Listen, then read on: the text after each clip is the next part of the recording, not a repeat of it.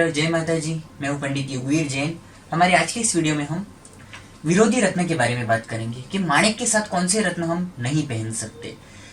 आप अगर अपने समझिए कुंडली दिखाई सब बराबर है, आपको माणिक सूट भी होता है, आपने पहन लिया तो बहुत फायदा होगा। लेकिन साथ में अगर आपने गलत रत्न पहन लिए जो कि माणिक के साथ नहीं पहनने हैं, या तो प्रॉपर जानकारी के बिना ऐसी गलतियां होती है, या तो फिर कुछ लोग ज्यादा रत्न बेचने के लालच में कुछ का कुछ पहना देते हैं, तो उसमें हमें फायदे के बजाय कई बार वो फायदा तो नहीं मिलता है और दो रत्न शत्रु विरोधी रत्न पहनने से संघर्ष पड़ता है, चाहिए वैसे रिजल्ट्स नहीं मिलते हैं। और कुछ लोगों की जिनकी कुंडली में वो ग्रह ज्यादा खराब हो, उनको नुकसानियां भी देखने को मिलती है। जैसा कि अब मैं बात करता हूँ यहाँ पे माणिक की, हम पहले तो मित्र रत्नों की बात करेंगे। हम क्या क्या पहन सकते हैं माणिक के साथ। आप मोती पहन सकते हो क्योंकि सूर्य चंद्र में मित्रता है। फिर आप मूंगा पहन सकते हो, मंगल का रत्न मूंगा। फिर आप गुरु का रत्न पुखराज पहन सकते हो।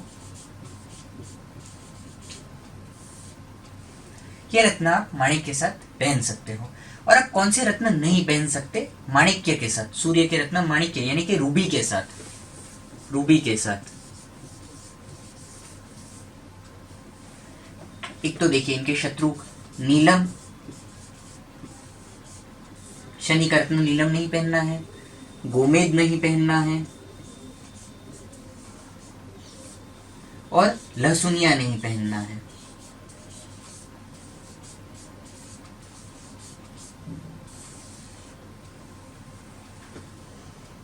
और हीरा भी नहीं पहनना है हमें, शुक्र का रत्न, क्योंकि वो भी सूर्य देव के शत्रु माने जाते हैं। हीरा, ओपल, आप ये चीजों का ध्यान रखना है। अगर आप अपनी कुंडली दिखाकर माणिक धारण कर रहे हैं तो उसके साथ कभी भी गलती से भी नीलम मत पहनिए। गोमेद, लहसुनिया या हीरा, लहसुनिया यानी कैत्साई, और हीरा या शुक्र का उपरत्न ओपल, ये चीजें आपको माणिक के साथ कभी भी नहीं पहननी चाहिए। नहीं तो आपको फायदे के बजाय आपकी रुकावटें बढ़ेंगी, नेगेटिविटियां बढ़ेंगी। और कुछ कई बार अगर कुंडली में एक ग्रह ज्यादा कमजोर है तो आपको नुकसानियां भी देखने को मिलेगा। अब कुछ लोग कुतर्क भी करेंगे इसमें कि कभी कभी किसी किसी को उन्होंने विरोधी रत्न पहने हुए देखा होता है कि उसके साथ तो खैर बहुत कुछ खराब हुआ नहीं, ऐसा वगैरह बोलते हुए दिखेंगे। लेकिन कई बार कुछ लोगों की कुंडली में समझिए ग्रह स्ट्रॉन्ग पोजीशन में बैठा है, लेकिन उनको उन रत्नों का फायदा भी नहीं मिलेगा।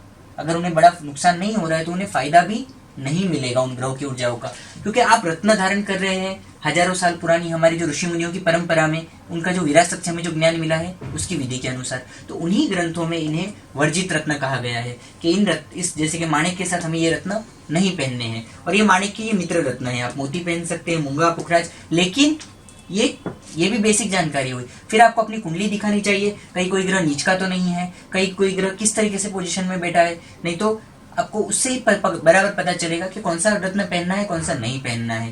कई बार इसके साथ मित्र रत्न भी कुंडली के पोजीशन के हिसाब से आपको मना कर दिया जाएगा, तो इसलिए पूरी कुंडली आपको उसके लिए दिखानी ही होगी। बाकी वर्जित रत्न तो आपको किसी भी सूरत में अगर कोई सलाह भी दे देता है, जो कि मैंने 4 रत्न बताए माणिक के साथ, नीलम, गोमेद, लहसुनिया और हीरा, ये तो गलती से भी आपको नहीं पहनना है।